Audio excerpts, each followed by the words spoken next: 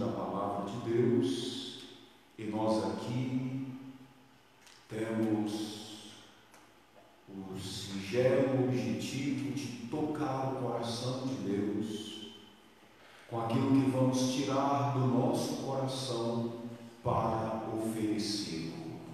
Temos sido favorecidos por este Deus do amor, da misericórdia, da graça, do perdão, da redenção, e queremos agradecer-lhe em forma de culto. Curve a sua cabeça, consagre a sua vida para isso. Estaremos nos unindo aos nossos irmãos através da internet. Vamos juntos adorar a este maravilhoso Deus da nossa salvação.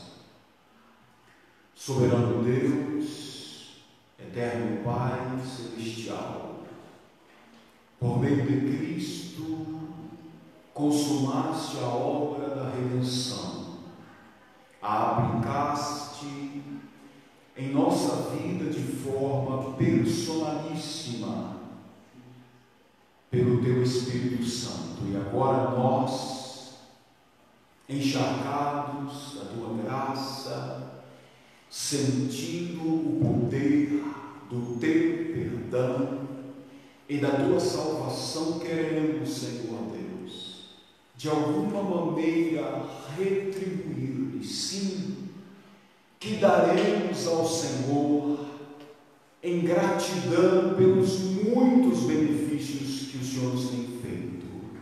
Nesta noite, Senhor, vamos tirar do nosso coração o nosso conto, ofertando-lhe, Senhor Deus, ações de graças pelo que és e por todo o teu amor revelado, aleluias, na obra da redenção e aplicado à nossa vida prática, que mudou o curso da nossa história e transformou a essência do nosso ser. Queremos te adorar, Senhor, materializar os nossos sentimentos, sim, Senhor, mirar o teu trono de glória, aleluias, e oferecer ao Senhor o melhor, aleluias, que a nossa inteligência, que os nossos sentimentos e que todo o nosso espírito e alma e corpo possam produzir. Venha inspirar-nos, Senhor Deus, potencializando o que de melhor houver em nós para louvor da Tua glória. Nós oramos agradecidos em nome de Jesus. Amém. Nós vamos convidar a jovem David, que vai louvar a Jesus com 2 hinos da harpa cristã, e nós iremos entoar estes hinos juntamente com ela, louvando o nosso Deus Salvador.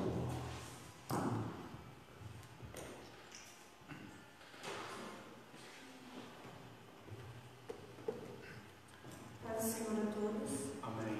Eu de número 7.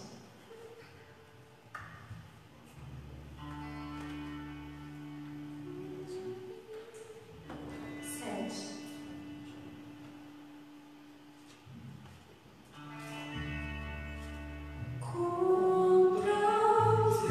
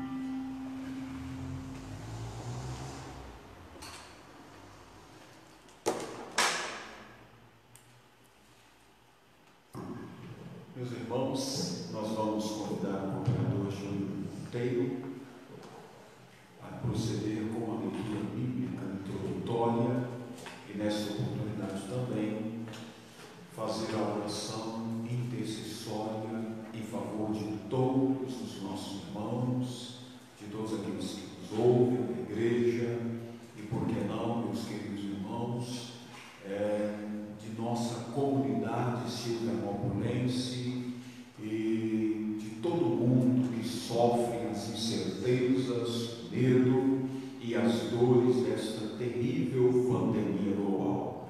Vamos alimentar o nosso espírito da palavra e vamos aprofundar a nossa comunhão com Deus através da oração. O Senhor Deus, Ele cura, Ele restaura, Ele recupera, Ele atende ao clamor do seu povo.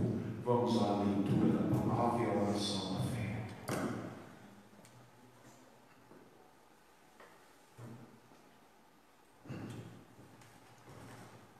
A paz dos Senhor, irmãos. Amém. Eu convido os irmãos para abrirem suas Bíblias no Salmo de número 121. Salmo de número 121. Até aqui tem nos ajudado o Senhor. Nós somos gratos por tudo. Certamente sem Ele nós nada poderíamos ter feito e nada podemos fazer. Mas graças a Deus que Ele tem nos sustentado. Salmo de número 121. Eleva os olhos para o monte. De onde me virá o socorro? O meu socorro vem do Senhor, que fez a terra. Não deixará vacilar o teu pé. Aquele que te guarda não tosquenejará. Eis que não tosquenejará, nem dormirá o guarda de Israel. O Senhor é que te guarda, o Senhor é a tua sombra à tua direita. O sol não te molestará de dia, nem a lua de noite. O Senhor te guardará de todo mal, Ele guardará a tua alma. O Senhor guardará a tua entrada e a tua saída, desde agora e para sempre. Amém. Oremos. Soberano Deus e eterno Pai, o Senhor é o nosso guarda, o Senhor, aleluias, é a nossa força. Ó Senhor, o Senhor é o nosso escudo. O Senhor é, ó Deus, o nosso tudo, ó Pai, porque sem Ti nós nada poderemos fazer. E crendo em Ti, ó Deus, crendo no Teu poder que é infinito, crendo na Tua graça que é infindável, é que aqui estamos, elevando, Senhor, as nossas vozes a Ti, clamando, ó Deus, pelo Teu povo, clamando, ó Deus, pela Tua igreja, clamando, ó Deus, pela nossa cidade, clamando, ó Deus, pela nossa família, tendo, Senhor, por certeza que o Senhor é quem tem o poder, Senhor, para fazer tudo aquilo abundantemente além do que nós pedimos ou pensamos. É o Senhor que é o dono de tudo, é o Senhor que é o dono de todos, ó Deus. Por isso, ouve a nossa oração. Senhor, abençoa o Teu povo, abençoa a Tua igreja. Ouve a nossa oração, Senhor, pedindo saúde, pedindo paz, pedindo, Senhor, proteção. Que o Senhor não nos deixe faltar, ó Deus, nem um dia da nossa vida. E se ainda vier a faltar, Senhor, que o Senhor possa estar ao nosso lado todos os dias, Senhor, é o que nós pedimos e por fé te agradecemos em nome de Jesus. Amém e amém.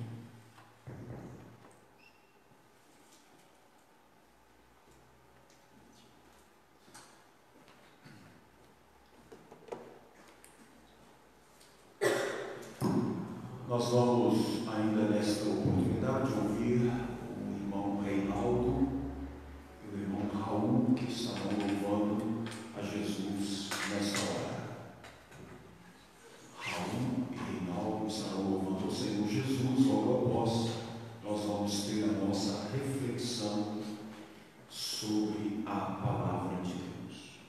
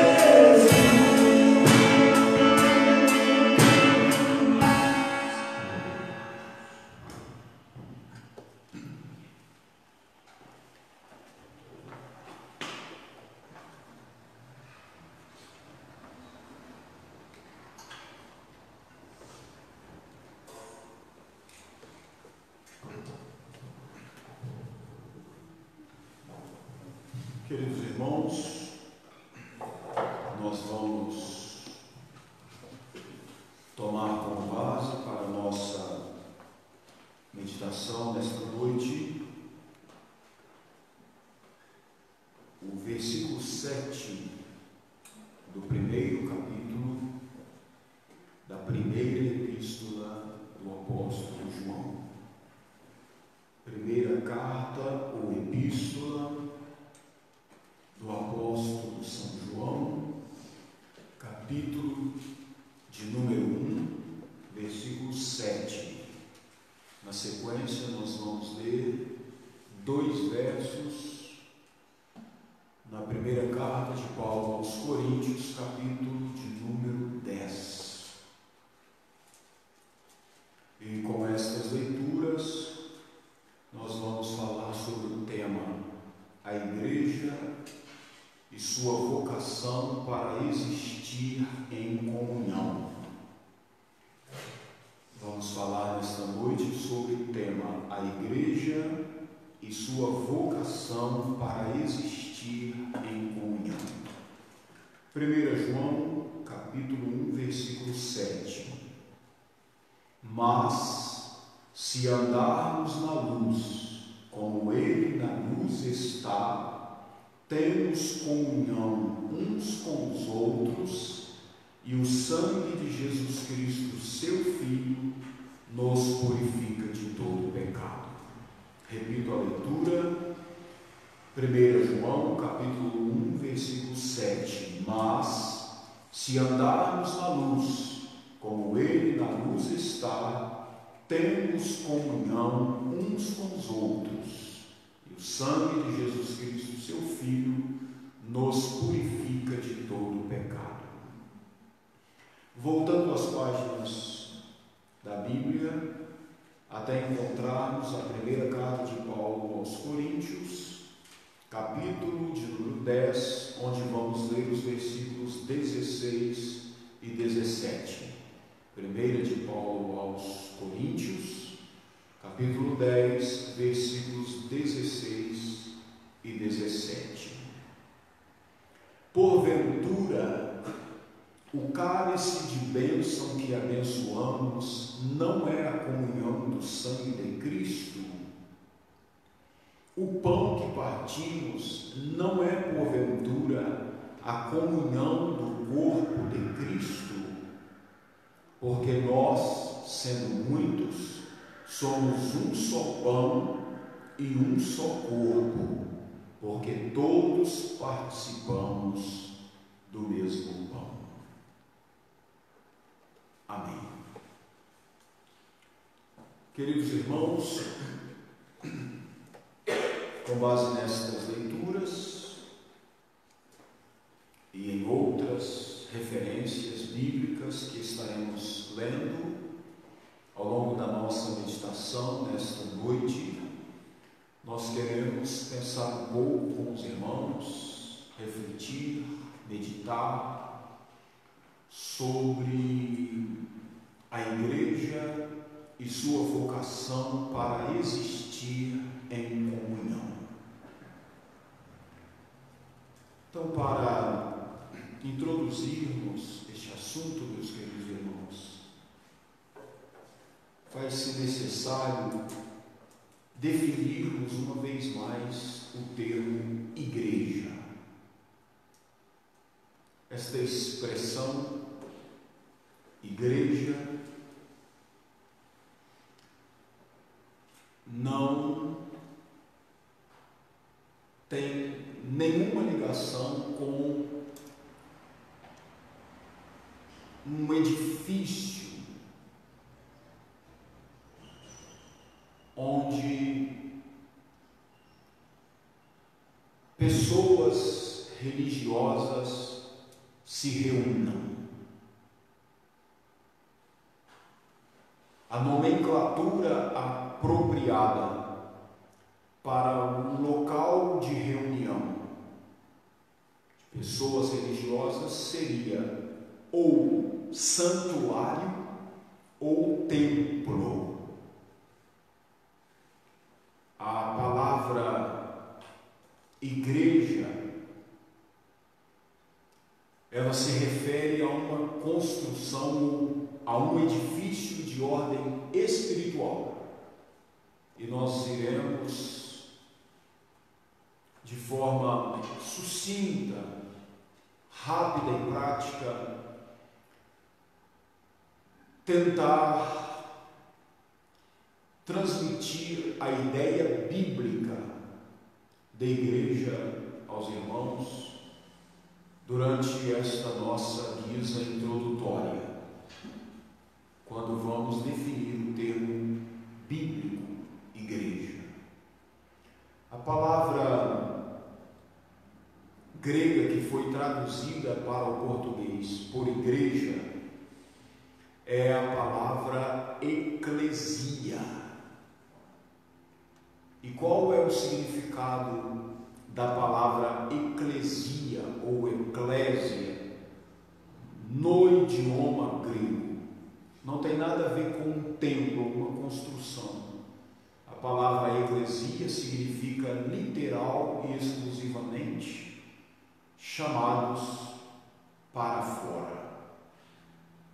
Este é o significado da expressão grega que Jesus usou quando disse: edificarei a minha igreja, e as portas do inferno não prevalecerão contra ela. No Evangelho de Mateus, capítulo 16, nós temos essas palavras de Jesus. Jesus não estava dizendo: eu vou construir um templo como Salomão construiu, como um arquiteto, um engenheiro projeta, ou como um pedreiro executa a edificação de uma obra. Não. Jesus está falando de uma construção espiritual. Então, nós precisamos nos esforçar por entender isto, para que a compreensão do sentido bíblico para a igreja faça diferença na nossa vida prática, no nosso relacionamento com Deus e com a igreja, esta construção de ordem espiritual. A expressão grega eclesia significa chamados para fora. Quando Jesus ele diz edificarei a minha igreja, ele está dizendo, olha, eu vou chamar pessoas para fora e com estas pessoas eu vou construir um edifício de ordem espiritual. O apóstolo Pedro entendeu bem o propósito de Jesus Cristo, Senhor. E então, escrevendo a sua primeira epístola, ele fala que os tijolos que Jesus usa para construir a sua igreja são pedras vivas. Pedras vivas, unidas, formando um edifício espiritual. Pedras vivas, unidas, formando uma casa espiritual. Ou seja, o termo igreja na Bíblia refere-se ao conjunto de pessoas que Jesus Cristo, em sua graça, chama para fora do modo de vida do mundo decaído. Nós podemos, para facilitar a compreensão e até a argumentação nesta noite, é dizer que o modo de vida do mundo decaído é a vida sem fé. No máximo, uma vida comprometida com superstições e tradições, o que não tem nada a ver com fé.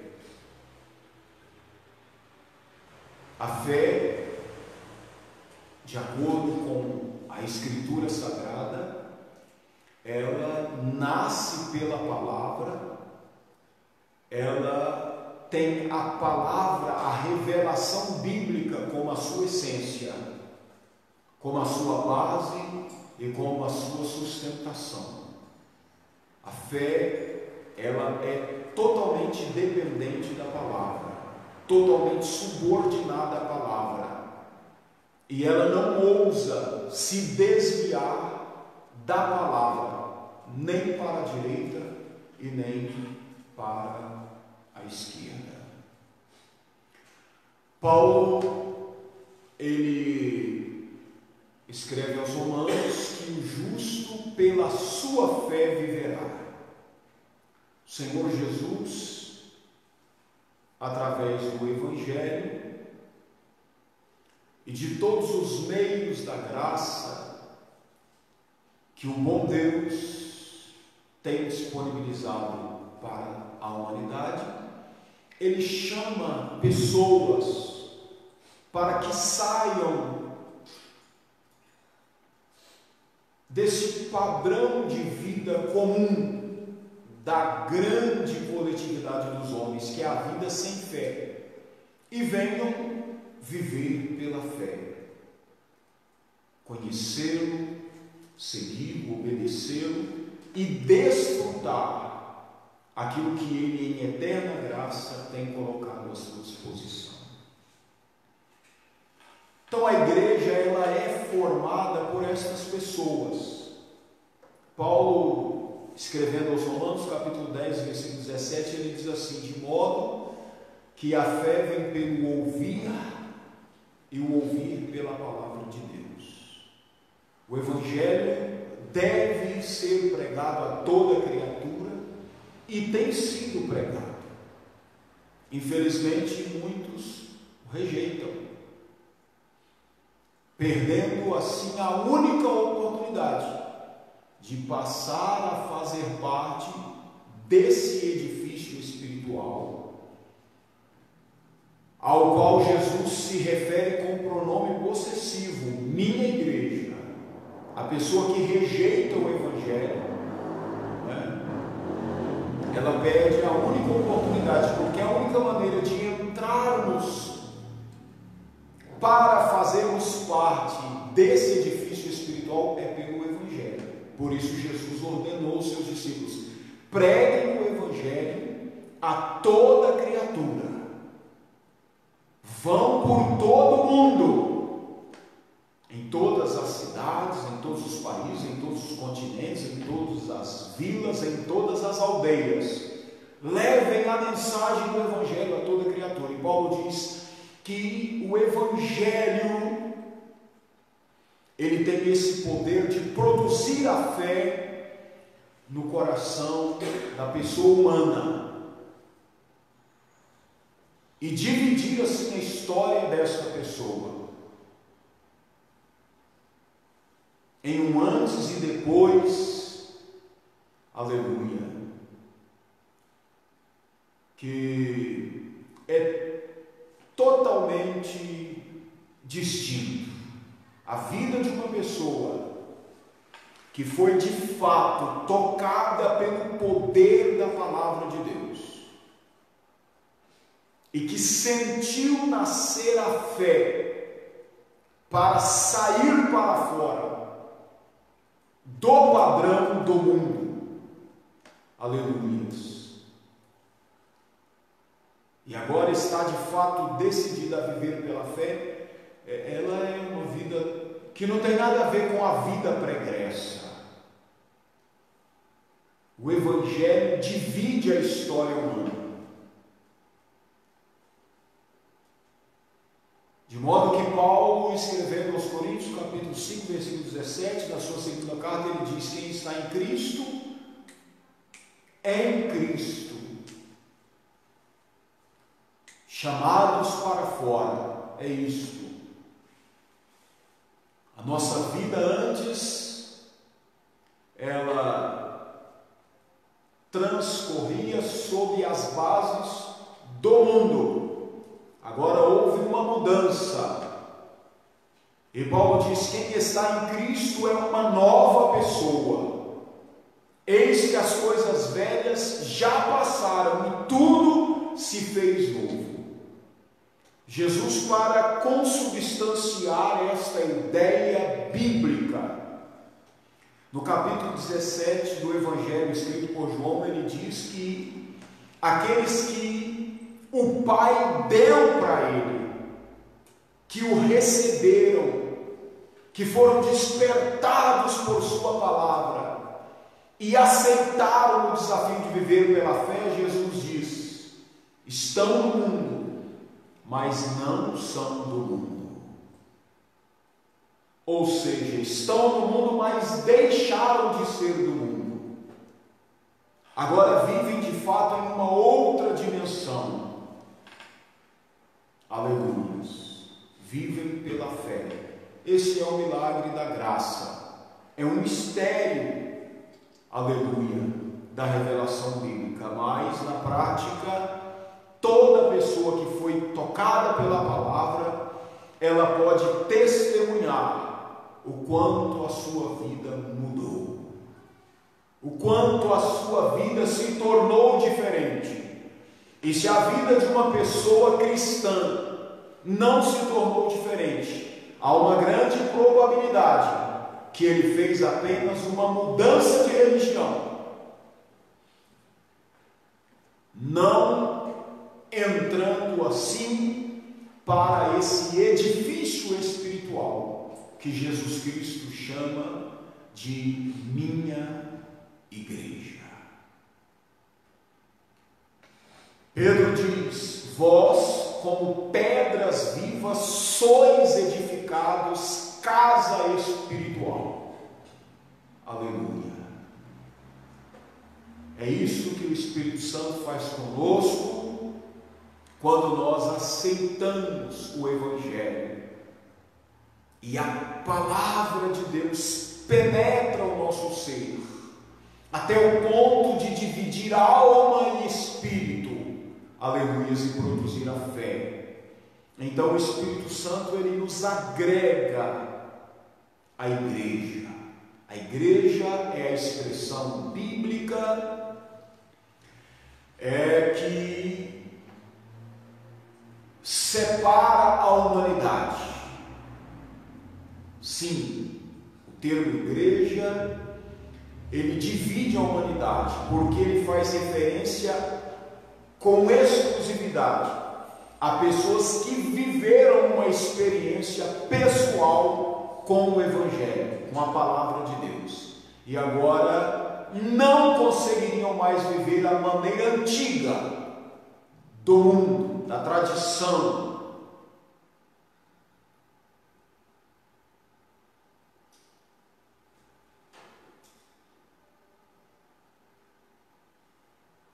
Escolhendo antes viver pela fé.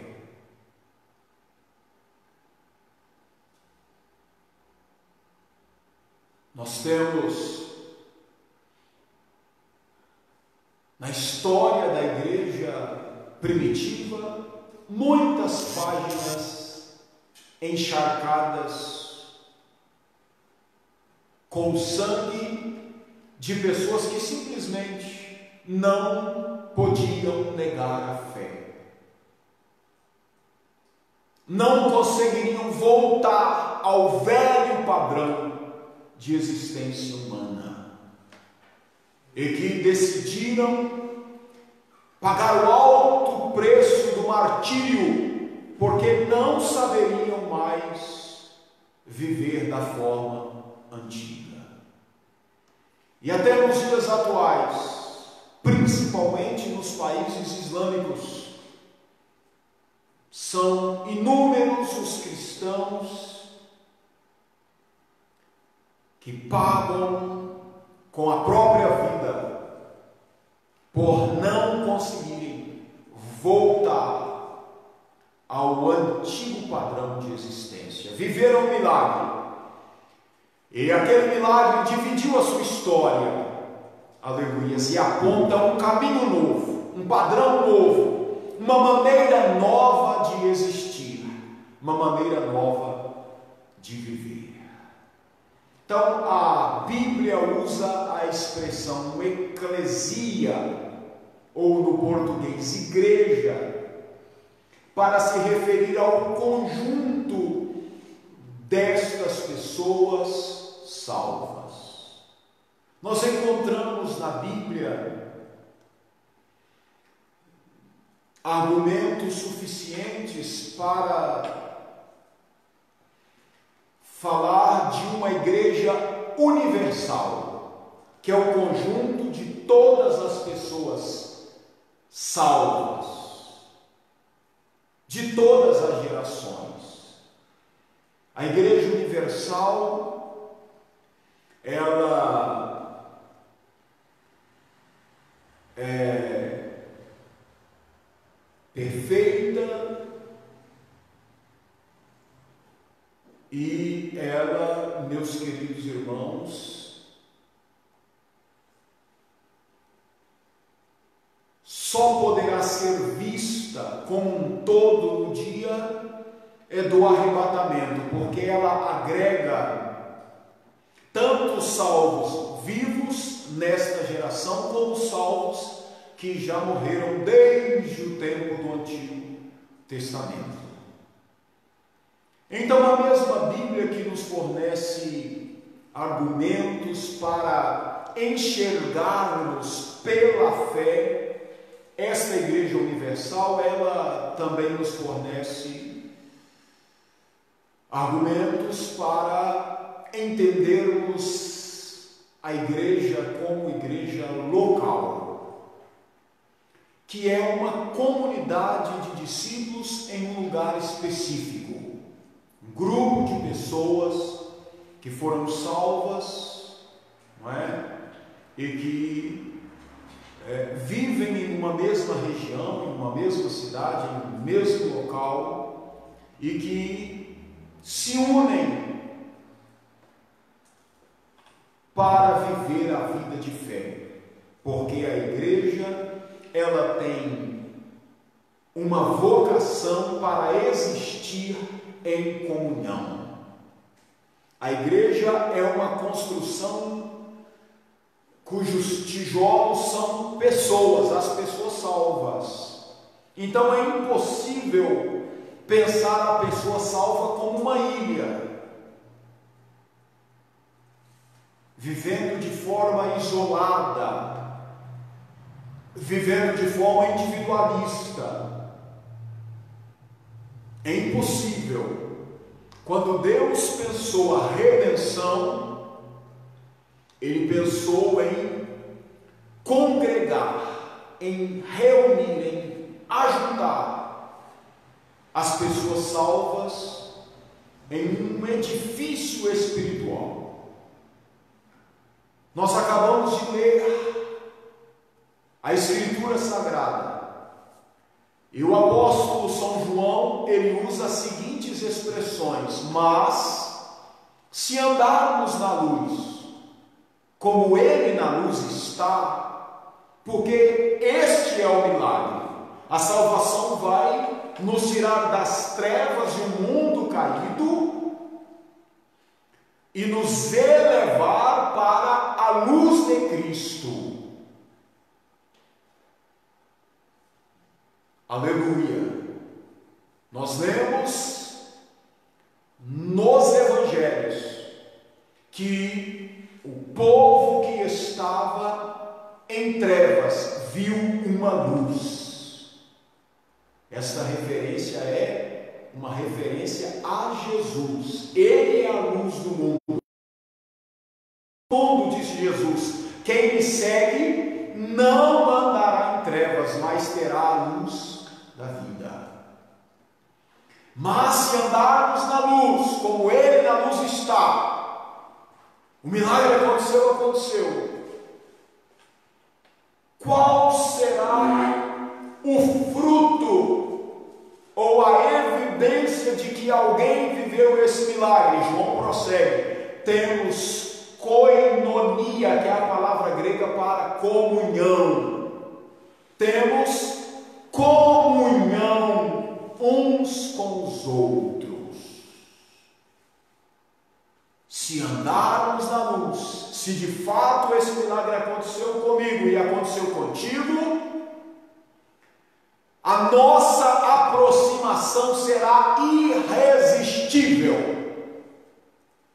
Nos será impossível existir distante uns dos outros, se de fato nós vivenciamos este milagre. Paulo, ele fortalece essa ideia quando ele usa os elementos da comunhão, ou da Eucaristia, ou da ceia do Senhor. E ele fala que o cálice de bênção que abençoamos, porque na Eucaristia bíblica não são apenas os ministros que participam do cálice ou do vinho. Todos os membros do corpo de Cristo devem participar dos elementos representativos da Eucaristia.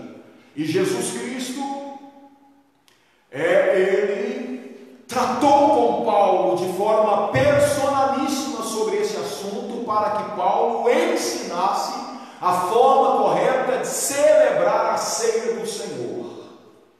E no capítulo 10 nós acabamos de ler, Paulo, ele está ensinando aos irmãos na igreja de Corinto a viver esta comunhão que é própria da igreja. E ele diz: porventura o cálice de bênção que abençoamos, não é a comunhão do sangue de Cristo?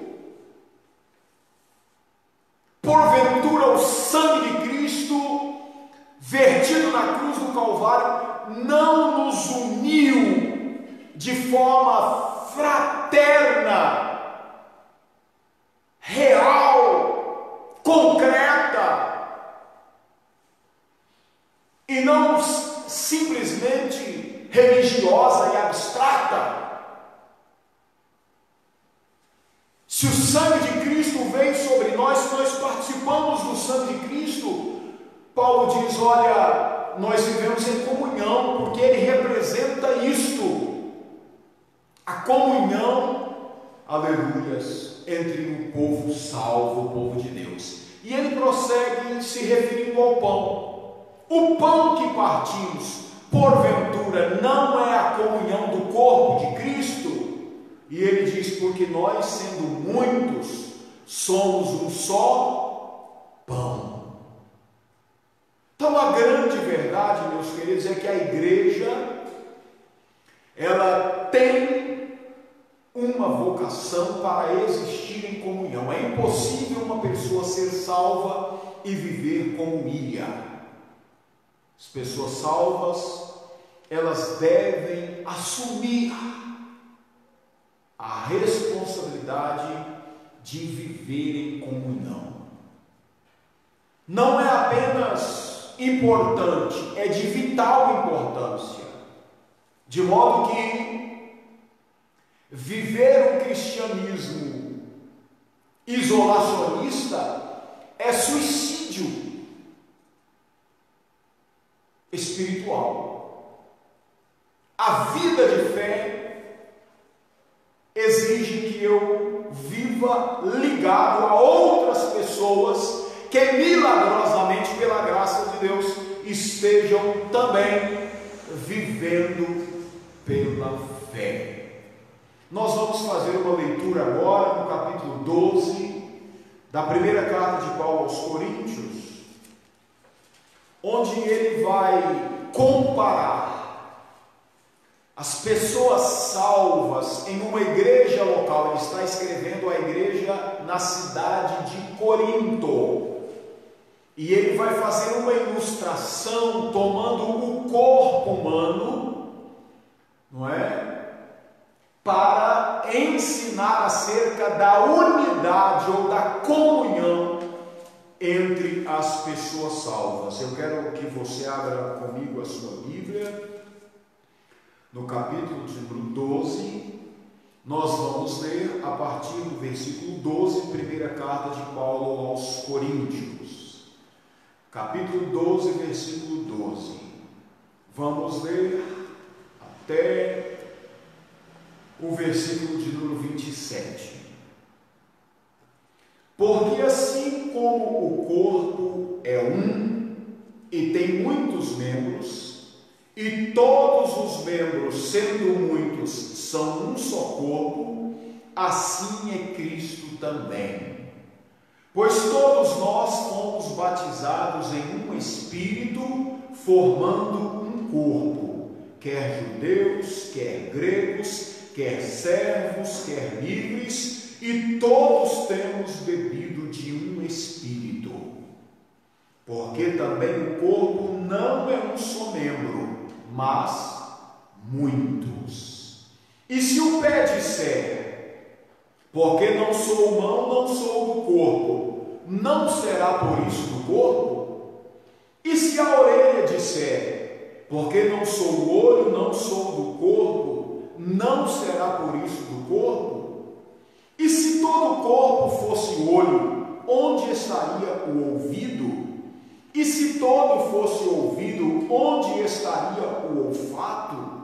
Mas agora Deus colocou os membros do corpo, cada um deles como quis. E se todos fossem um só membro, onde estaria o corpo? Agora, pois, há muitos membros, mas um corpo. E o olho não pode dizer à mão: não tenho necessidade de ti, nem ainda a cabeça aos pés: não tenho necessidade necessidade de vós. Antes, os membros do corpo que parecem ser os mais fracos são necessários. E os que reputamos serem menos honrosos no corpo, a esses honramos muito mais. E aos que em nós são menos decorosos, damos muito mais honra. Porque os que em nós são mais honestos não têm necessidade disso. Mas Deus assim formou o corpo, dando muito mais honra ao que tinha falta dela, para que não haja divisão no corpo, mas antes tenham os membros igual cuidado uns dos outros, de maneira que, se um membro padece, todos os membros padecem com ele, e se um membro é honrado, todos os membros se regozijam com ele. Ora, vós sois o corpo de Cristo e seus membros em particular. Então veja como a igreja tem uma vocação para existir em comunhão. E eu me refiro ao conjunto de pessoas que viveram o milagre da salvação. Paulo se refere a essas pessoas dizendo que todas elas beberam de um mesmo Espírito. E a palavra Espírito aparece com letra maiúscula. São pessoas que viveram uma experiência pessoal de regeneração com o Espírito Santo. Agora elas têm uma vocação para existir em comunhão. Uma parte do corpo garantindo o bem-estar de todo o corpo. Viver em comunhão é viver em um relacionamento de interdependência, onde ninguém é inferior a ninguém e ninguém é superior a ninguém. Os membros do corpo exercem funções diferenciadas, mas a cabeça não pode dizer para o pé, como acabamos de ler, não tenho necessidade de você. Porque mesmo aqueles membros que parecem mais fracos no nosso corpo são necessários. Assim é a igreja de Cristo. Todos são de um especial valor. Todos devem assumir a responsabilidade de viver em comunhão. Alguns pelos seus próprios talentos, pelas suas habilidades com as quais nasceram e através de dons ou capacitação do Espírito Santo poderão desenvolver ministérios, serviços aparentemente muito importantes, e outros, pelas suas próprias limitações ou até pela própria ação do Espírito Santo, que determina que uns recebam mais, outros menos, talentos e dons, poderão desenvolver tarefas, funções singelas no corpo de Cristo, que é a igreja. Mas ninguém nesse ambiente onde se vive pela fé é maior ou melhor que ninguém. Na igreja de Cristo não existe lugar para uma elite. Existe lugar para pessoas que são o grande tesouro de Deus. Pessoas que, ouvindo o Evangelho, se deixam salvar. Pessoas que, ouvindo a mensagem do Evangelho, aleluia, bebem da fonte da água da vida. E agora, aleluia, saem para fora, abandonam o velho padrão de existência, egoísta, individualista, e mergulham a sua vida na realidade eclesiástica que deve ser vivida em comunhão. Quando nós analisamos isso de forma prática na vida, por exemplo, do apóstolo Paulo, ele entende o seu cristianismo pessoal como sendo um cristianismo que deve ser derramado sobre os outros cristãos. Seus talentos, suas habilidades, seus dons devem ser como uma libação sobre a vida de fé das outras pessoas. E como a graça de Deus foi generosa com o apóstolo Paulo. Um dos mais extraordinários cristãos que a igreja já produziu e que este mundo já conheceu. Missionário, pastor,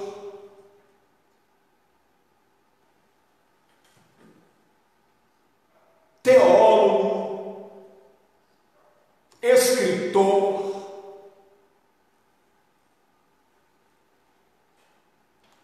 e falta-me adjetivo para falar sobre o apóstolo Paulo.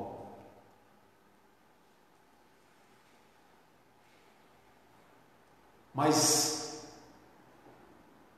o que me leva nesta noite a usar o seu nome é o fato dele ter pegado toda a sua capacitação e derramado sobre a vida de fé, aleluias, dos outros crentes. Tudo que ele recebeu do Senhor, ele colocou à disposição dos outros. De modo que, pelos seus escritos, até hoje, ele está ministrando sobre as nossas vidas. A libação era vinho derramado sobre o sacrifício do Antigo Testamento, que era oferecido produzindo uma fumaça cheirosa, que subia em direção a Deus no céu. Paulo, ele compara a sua vida à libação sobre a vida de fé dos outros cristãos. Mas nós poderíamos nesta noite mencionar uma crente chamada Tabita. Você pode ler sobre ela no capítulo 9 dos Atos dos Apóstolos. O que ela tinha de tão importante assim, pastor, e deve ser lembrada esta noite? Ela tinha uma agulha. Isso mesmo, uma agulha de costureira. Não escreveu nenhum livro, não fez nenhum milagre, não pregou nenhum sermão, nada disso.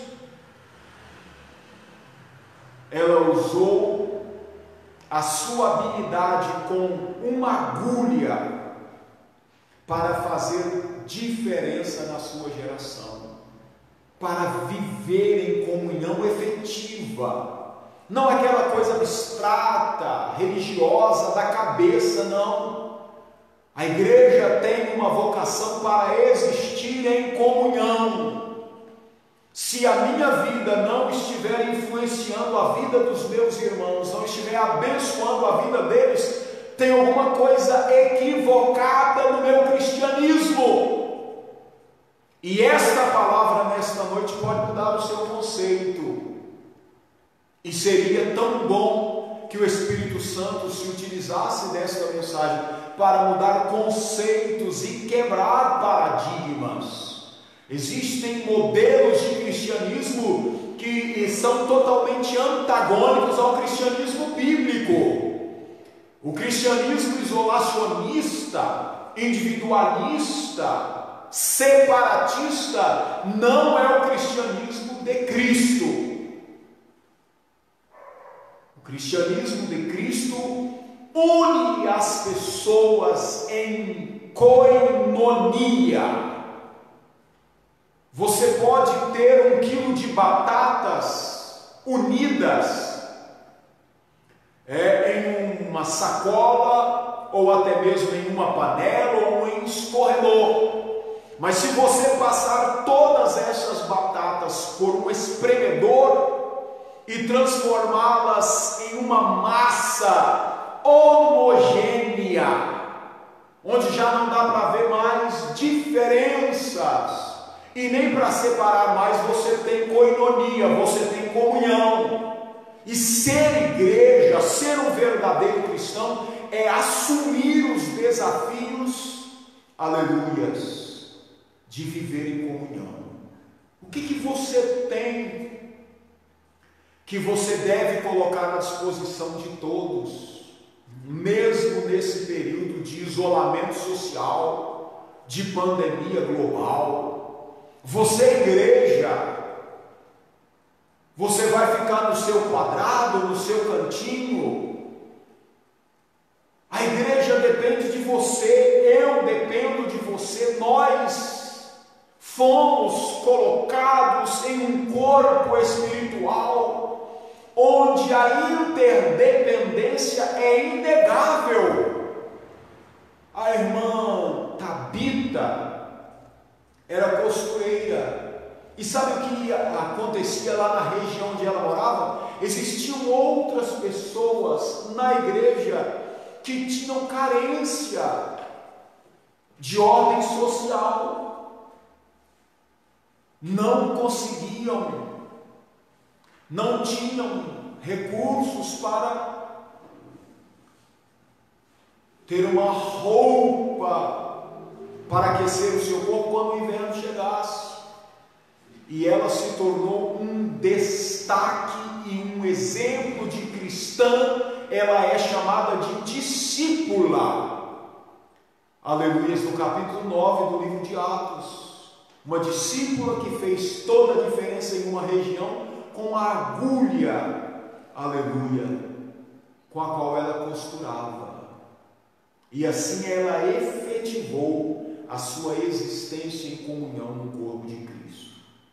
Nós temos um dos menores livros do Novo Testamento, escrito por Paulo, chama Filemon. Lá ele trata com Filemon acerca de um escravo de Filemon chamado Onésimo. Onésimo, ele era um escravo fugitivo, ele fugiu do seu senhor Filemon, acabou aparecendo em Roma e foi preso lá. Então veja que o camarada era complicado. Ele vai ficar preso justo na cela em que o apóstolo Paulo está preso. E aí você já sabe o que aconteceu, não é? Pela palavra pregada, o Espírito Santo produziu aquele start de luz. Onésimo creu, recebeu a Cristo, aleluia, e foi colocado pelo Espírito Santo nesse edifício espiritual que é a igreja. O senhor dele, Filemon, também é um cristão, vivendo pela fé. E Paulo agora escreve uma carta a Filemon, falando para ele acerca de Onésimo, aleluia, da grande obra que Deus tinha feito na vida dele. E Paulo então ele usa as seguintes expressões escrevendo a Filemon: olha, aquele que te era inútil, agora pode ser muito útil para você e para mim também. Ele foi gerado de novo aqui na minha prisão, nas minhas prisões, pelo Evangelho. Ele mudou, não de estado, mas ele mudou em essência, mudou de natureza. Deus se apoderou da essência da natureza deste Onésimo. Filemon te deu tanto trabalho. Pode recebê-lo aí como a mim mesmo, porque o milagre que Deus fez em mim, Deus fez nele. Então isso é maravilhoso. O milagre que Deus fez em mim, fez em você, ou se não fez, quer fazer, e nós teremos o mesmo valor, e com aquilo que houver em nós, de habilidade, de talento, de dons, nós poderemos ser uma bênção para a igreja na nossa geração. E devemos aceitar o desafio de viver o cristianismo da comunhão. Paulo, escrevendo aos Efésios, capítulo 4, versículo 16, ele usa as seguintes expressões: do qual todo o corpo, é a igreja, corpo de Cristo, do qual todo o corpo, bem ajustado e ligado, pelo auxílio de todas as juntas, segundo a justa operação de cada parte, faz o aumento do corpo para a sua edificação em amor. Então veja que a igreja, como corpo de Cristo, depende desta doação pessoal de cada membro seu. O Raul tem habilidade para a música. Ele não vai usar a música de forma egoísta, nem de forma profana, nem como o mundo a usa. Por quê? Porque ele foi tirado, ele foi chamado para fora do mundo pelo Evangelho, ele aceitou o desafio, e então agora ele usa a sua música como libação que despeja sobre a vida de fé das outras pessoas e abençoa assim, não é, a nossa comunidade local aqui.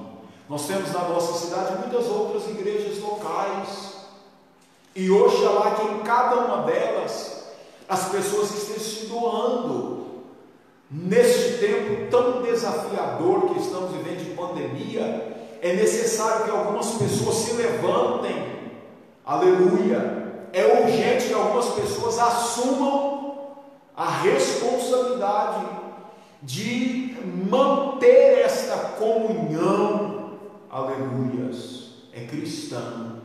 Precisamos, através da internet, através da diaconia, através da dedicação e até do sacrifício pessoal, manter esta ligação vital entre os membros do corpo de Cristo. Pegue nesta noite o talento que você tem, a habilidade que você tem, aquela capacitação que é exclusivamente sua. Cada um de nós temos as nossas habilidades inatas, nossas preferências, nosso jeito de ser. Vamos pegar aquilo que o Senhor Deus tem depositado em nós e vamos consagrar ao Senhor nesta noite. Vamos reconhecer que o milagre aconteceu em nós e vamos assumir o desafio de viver em comunhão. Somos como um elo nesta grande corrente, ou como um tijolo nesse grande edifício, mas não devemos ser estáticos como uma construção física, como a construção do nosso templo, que equivocadamente nós brasileiros chamamos de igreja. Construções de tijolo, de argamassa, de cimento, não são igrejas, são santuários, são templos. Igreja é o conjunto dos salvos, em geral, e dos salvos em uma comunidade.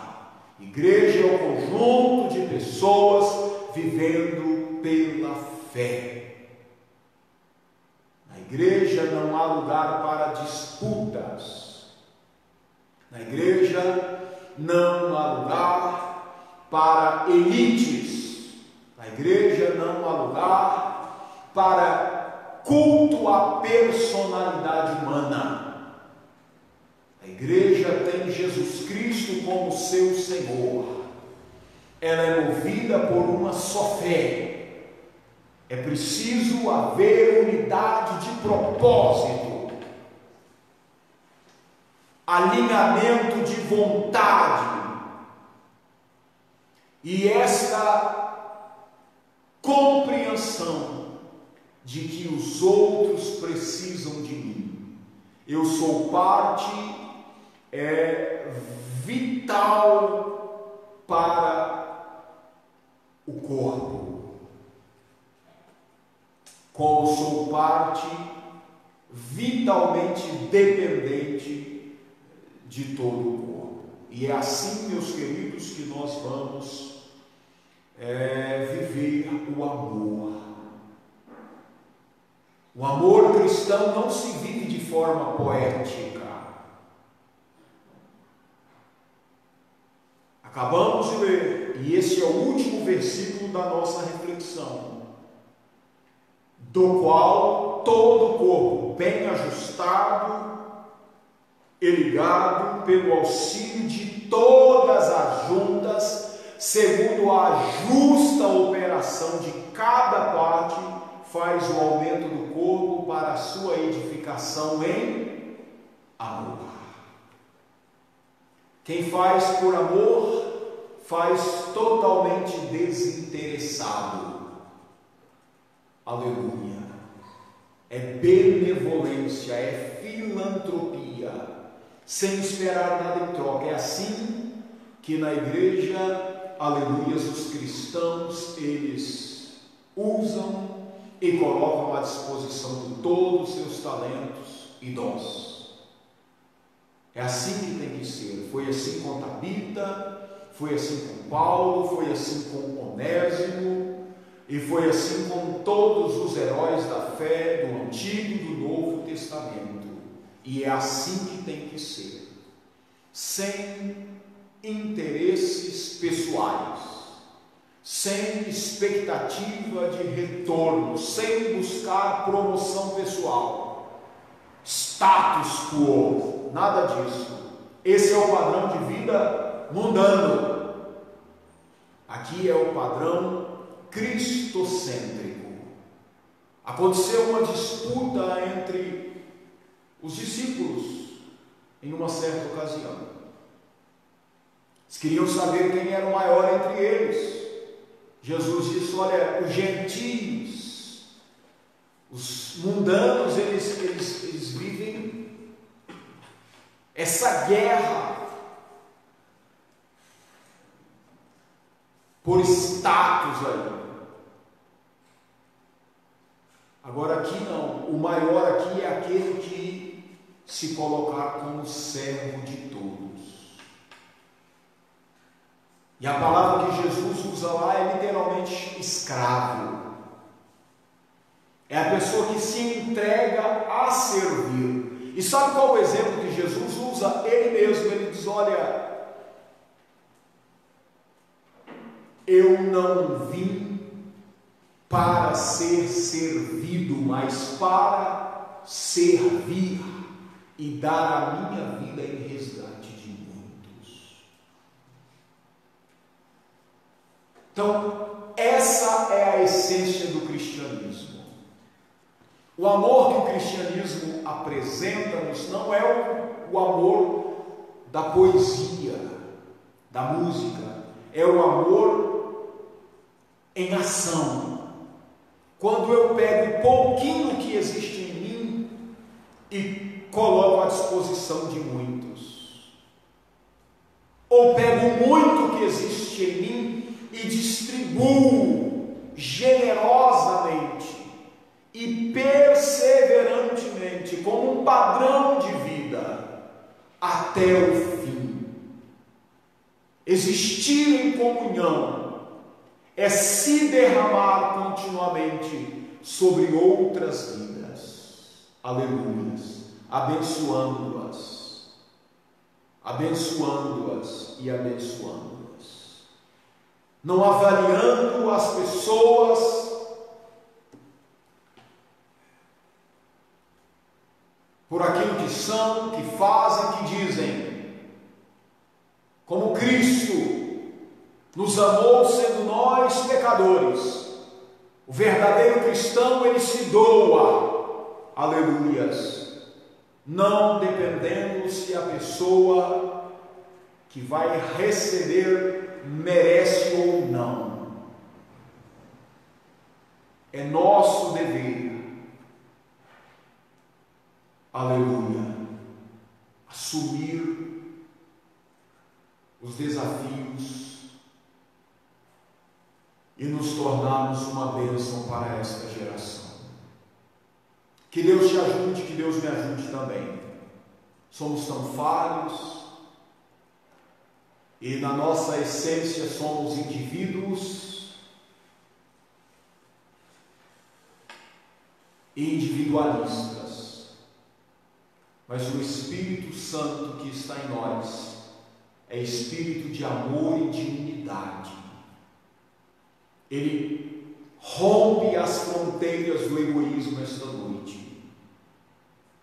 Ele abre, aleluias, os seus olhos e amplia a sua visão, para que você possa enxergar além do seu eu pessoal, o eu do seu irmão, de alguém, de qualquer pessoa, aleluia, que esteja precisando de você. Descia de Jerusalém um sacerdote e também um levita desceu por aquele caminho.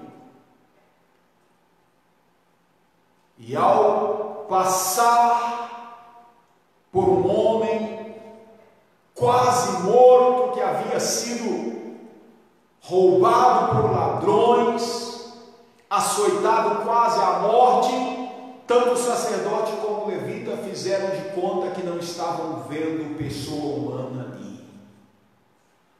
Isto não é próprio de um homem de Deus, de uma mulher de Deus, de um verdadeiro cristão.